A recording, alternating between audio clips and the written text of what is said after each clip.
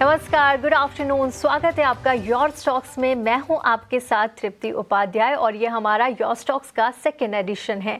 चलिए आपको एक बार फिर से सवाल पूछने का तरीका बता देते हैं। तो यहाँ आप हमसे लाइव जुड़ सकते हैं, अपने सवाल हमें लाइव भेज सकते हैं।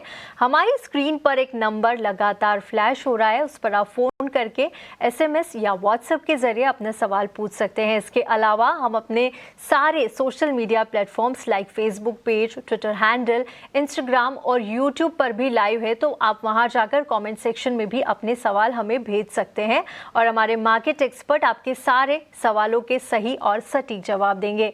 चलिए आगे बढ़ते हैं और एक नज़र इस वक्त बाजार पर डाल लेते हैं। तो देखिए वीकली एक्सपायरी आज निफ्टी की, जिसके चलते हम निफ्टी पर दबाव देख रहे हैं। फिलहाल निफ्टी देखिए करीब 92 अंकों की गिरावट के साथ 26,155 के लेवल पर कारोबार कर रहा है। सेंसेक्स में भी गिरावट बढ़ गई है, करीब 450 अंकों की गिरावट फिलहाल इस वक्त आप सेंसेक्स में देख सकते हैं। वहीं निफ्टी बैंक की बात करें तो यहाँ पर 140 अंकों की तेजी के साथ 60,185 के लेवल पर बैंक निफ्टी कारोबार करता हुआ।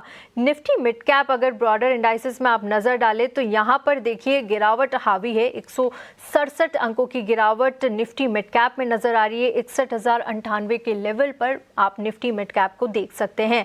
देख लेते हैं कि कौन से वो शेयर्स है जो बाजार को मूव कर रहे हैं और कौन से शेयर्स आज ड्रैग कर रहे हैं। तो सबसे पहले निफ्टी गेनर्स की बात करते हैं। अपोलो हॉस्पिटल्स देखिए करीब 3% के आसपास की तेजी यहां पर हो गई है। अपोलो हॉस्पिटल्स में निफ्टी का टॉप गेनर बना हुआ है। इसके अलावा ICICI बैंक यहाँ पर देखिए 2.5% से ज़्यादा की तेज़ी है।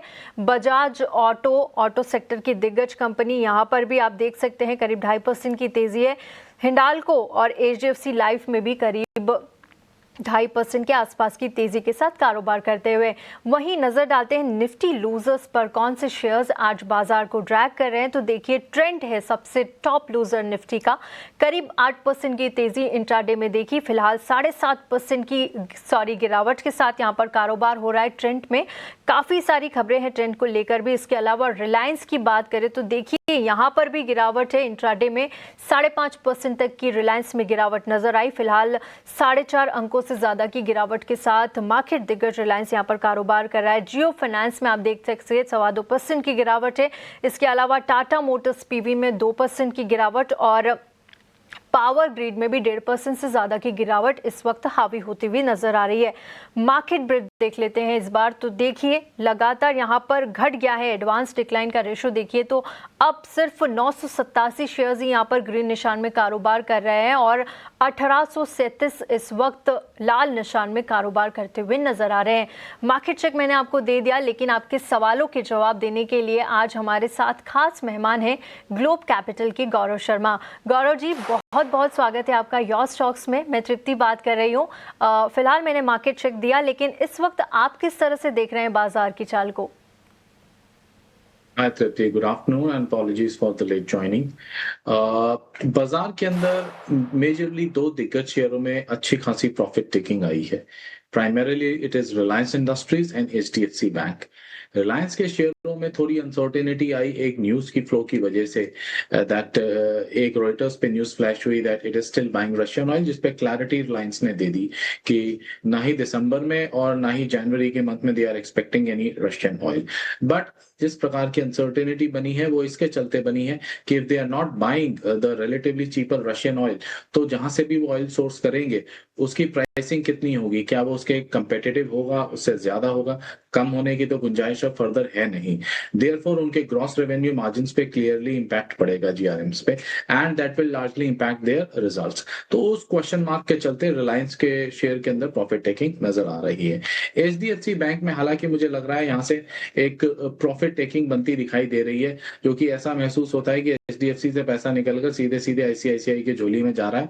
People are just exiting HDFC bank at these levels. High के नजदीक था और रिलेटिवली जो अंडर परफॉर्म किया था जिसने स्पेस में और प्रॉफिट टेकिंग भी आ चुकी थी निचले ऊपरी स्तरों से, उसके अंदर बाइंग इंटरेस्ट आता हुआ नजर आ रहा है। एज वी स्पीक 3.25% की तेजी ICICI के शेयर में आ रही है।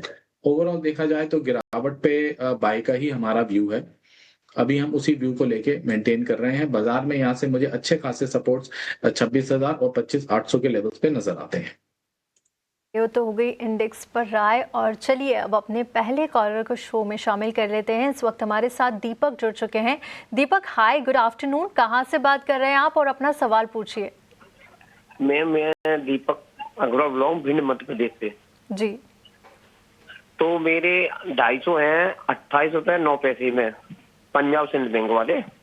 पंजाब एंड सिंध बैंक के आपके पास शेयर्स है? हाँ, तो लॉन्ग टर्म के लिए अपन चाह रहे हैं, कैसा क्या इसमें रहेगा, कितना क्या कैसे क्या है, थोड़ा आइडिया गाइड करें आप। या इससे निकल जाएं या फिर आपका या बने रहे, कब तक बने रहे, मतलब लॉन्ग टर्म का नजरिया भी है लॉन्ग टर्म के व्यू से। ओके दीपक, अभी हाँ। जी बिल्कुल। गौरव सर हमारे साथ दीपक लाइव जुड़े हुए हैं और एमपी से ये जुड़े हुए हैं। इनके पास पीएनबी के शेयर्स है, 871 इनके पास क्वांटिटी है और 28 इनका खरीद प्राइस है। फिलहाल उसी के आसपास शेयर कारोबार करता हुआ हल्की गिरावट के साथ नजर आ रहा है और 627 का एक छोटा सा प्रॉफिट इन्हें हो रहा है।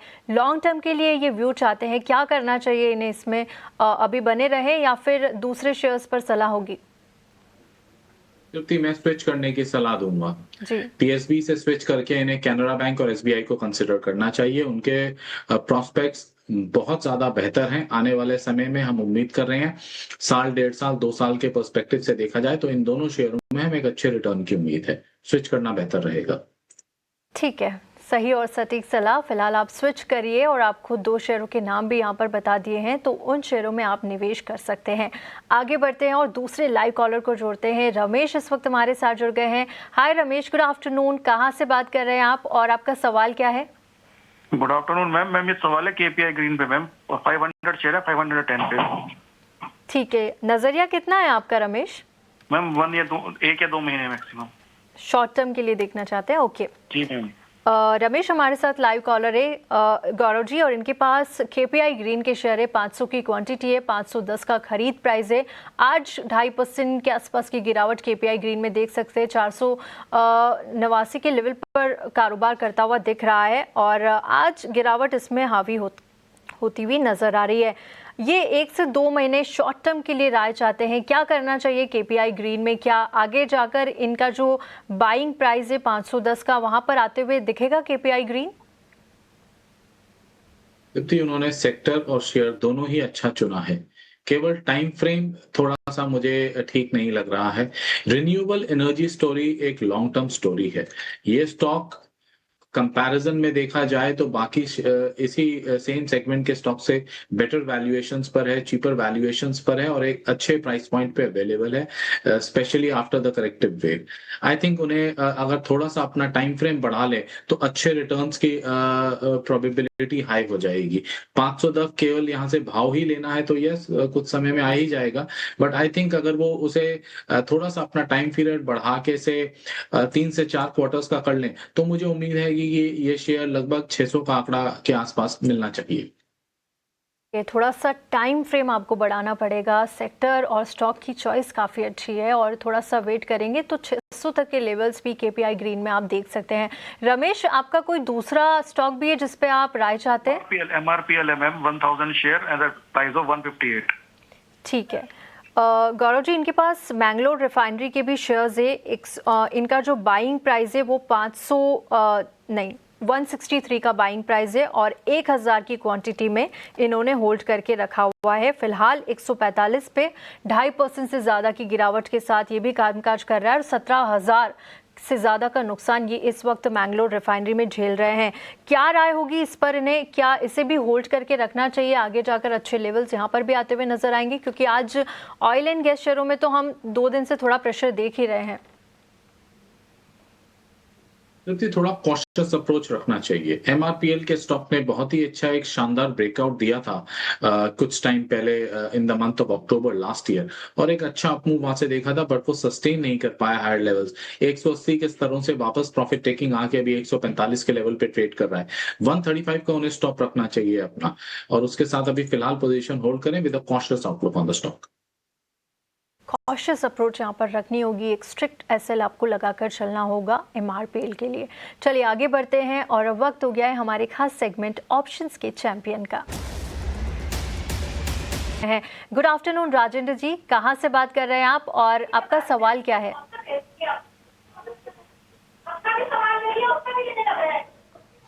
राजेंद्र जी, आप सुन पा रहे हैं मुझे? हाँ जी, हाँ जी। अपना सवाल पूछिए। नमस्ते जी, नई दिल्ली से बोल रहा हूँ। जी मैडम, मेरा सवाल है मास, हाँ जी, मास M for Madras, A for Ambala, S for Shimla, mass financial services. Okay. कितने शेयर्स हैं आपके पास और किस क्वांटिटी पे आपने लिए हैं?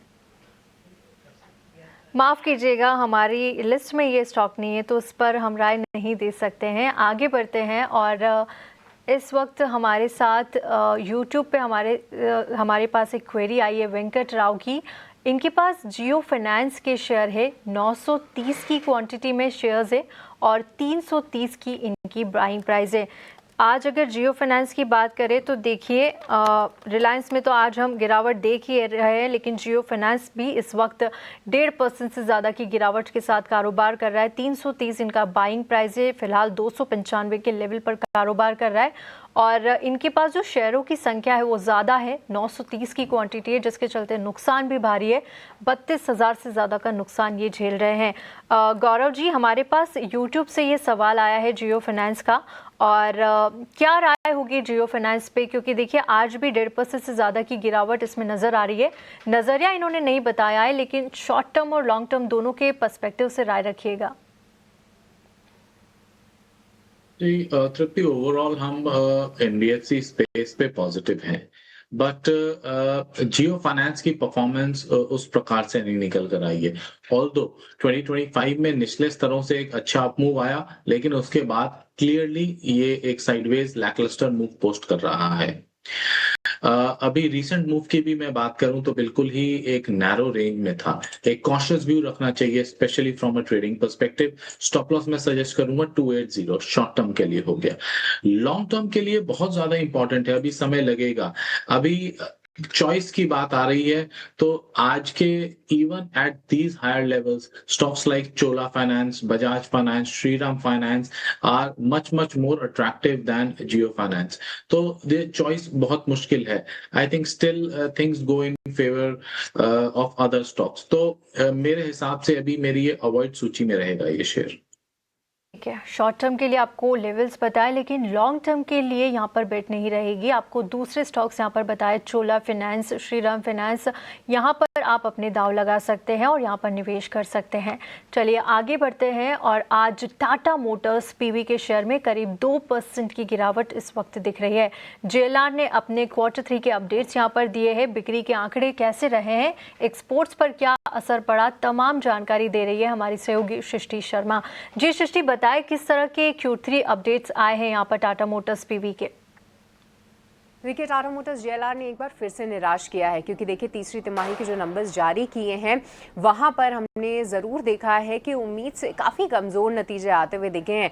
होलसेल्स की बात करें तो 59,200 यूनिट्स रही है, जहां पर साल दर साल एक भारी गिरावट हमने इस आंकड़े में देखी है। देखिए, अब टाटा मोटर्स से जुड़े जितने भी इश्यूज़ थे, चाहे वो साइबर अटैक को लेकर हो, US टैरिफ को लेकर जो भी इम्पैक्ट आ रहा हो, वो सब मार्केट को कहीं ना कहीं पता था। और अगर आप पिछली कॉन कॉल में भी देखेंगे तो कंपनी ने साफ जाहिर किया था कि इनकी 50,000 यूनिट्स होलसेल्स की कम होती हुई दिखेगी साइबर अटैक के चलते, और 30,000 का हिट जो है वो दूसरी तिमाही में ही रहेगा। एनालिस्ट इस चीज़ से भली बाती उनको ये चीज़ें पता थी और उन्होंने अपने एस्टिमेट्स में ये सारी चीज़ें ऑलरेडी फैक्टर इन की थी, पर फिर भी टाटा मोटर्स JLR के जो नंबर्स हैं वो उम्मीद से काफ़ी कमज़ोर आते हुए दिखे हैं। तमाम मार्केट्स, चाहे वो north America, UK, Europe, China, सभी रीजन्स में जो है इस बार हमने गिरावट देखी है। और साथ ही मिक्स में भी थोड़ा सा मॉडरेशन आया है, क्योंकि जो इनके हायर एंड मॉडल्स हैं, चाहे रेंज रोवर स्पॉट, डिफेंडर, इन सभी का जो कंट्रीब्यूशन है मिक्स में वो भी कम हुआ है। तो टाटा मोटर्स के रिटेल आंकड़े ठीक ठाक रहे हैं, बट होलसेल्स आंकड़ों ने काफ़ी निराश किया है। साइबर अटैक के चलते दिक्कतें तो हुई हैं, पर कंपनी ने पहले बोला था कि चौथी तिमाही तक जो है ऑपरेशंस नॉर्मल होंगे, तो वो आगे देखना बाकी ज़रूर है। पर जी हाँ, तीसरी तिमाही में काफ़ी ख़राब नतीजे टाटा मोटर्स JLR की तरफ से। शुक्रिया सृष्टि आपका इस पूरे अपडेट के लिए। गौरव जी, हाल फिलहाल में सृष्टि ने हमें ये अपडेट दिया और टाटा मोटर्स पीवी देखिए 1.5% से ज़्यादा की गिरावट के साथ इस वक्त कारोबार कर रहा है, क्योंकि जो अपडेट्स आए हैं वो बिल्कुल भी अच्छे नहीं आए हैं, जिसकी वजह से शेयर पर भी दबाव है। आप किस तरह से इस अपडेट्स को देख रहे हैं और आगे कौन से लेवल्स यहाँ पर टाटा मोटर्स पीवी में देख सकते हैं? किस तरह से आप इस ऑटो सेक्टर के स्टॉक को वॉच करते हैं?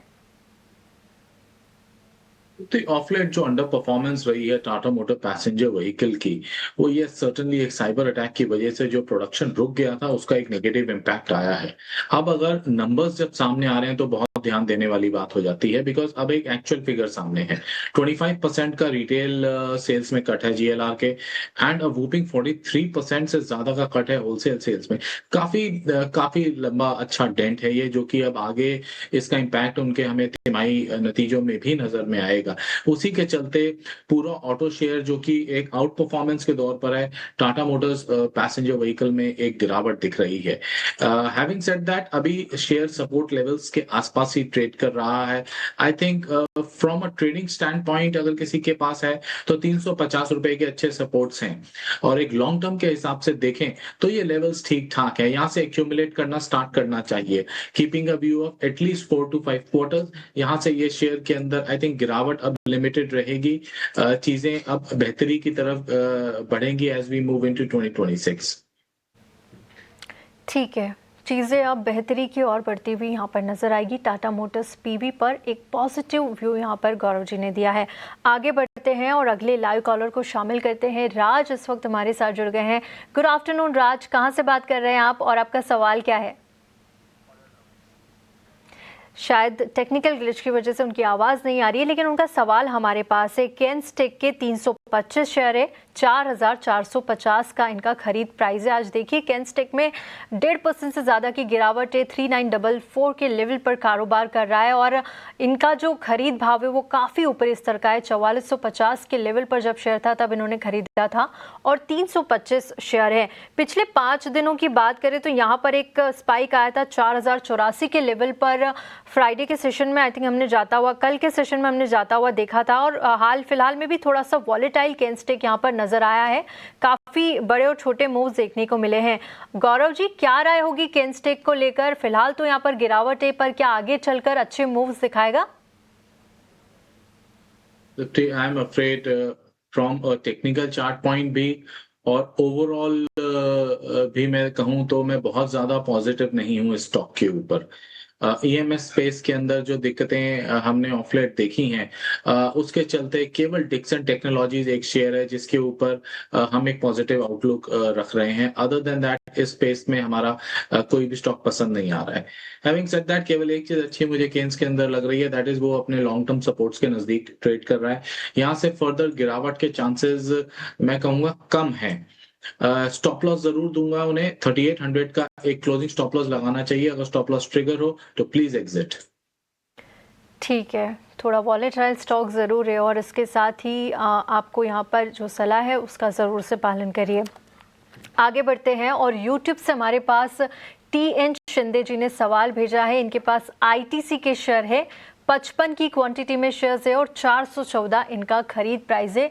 लॉन्ग टर्म के हिसाब से ये राय चाहते हैं। देखिए ITC आज भी गिरावट का शिकार है, 2% करीब 1.5% से ज़्यादा की गिरावट है और पिछले 6 महीने के एक शार्प डिक्लाइन यहाँ पर आया है और निचले स्तर पर कारोबार करता हुआ ITC करीब YTD में भी देखिए तो यहाँ पर निचले स्तर पर शेयर चला गया है। जिस तरह से सरकार ने यहाँ पर टैक्स बढ़ा दिया है सिगरेट टोबैको प्रोडक्ट्स पर, जिसके चलते ITC और गॉडफ्रे में हम लगातार गिरावट देख रहे हैं। लेकिन इनका सवाल ITC को लेकर है। गौरव जी, ITC में काफ़ी गिरावट यहाँ पर हो चुकी है, 414 इनका खरीद प्राइस है, वहाँ से 343 पर अब शेयर आ चुका है। क्या राय होगी? लॉन्ग टर्म के पर्सपेक्टिव से ये जानना चाहते हैं, क्या अभी भी यहाँ पर तेज़ी बाकी है, आगे जाकर अच्छे लेवल्स नज़र आएंगे? ये सिर्फ इस खबर की वजह से दिख रहा है। क्या रणनीति बनाना चाहिए अब इन्हें यहाँ पर ITC में? ITC जिस प्रोडक्ट लाइन पे लार्जली डील करता है विच इज सिगरेट्स, ये जनरली डिमांड इन इलास्टिक है, प्राइस इन इलास्टिक ये इंडस्ट्री है।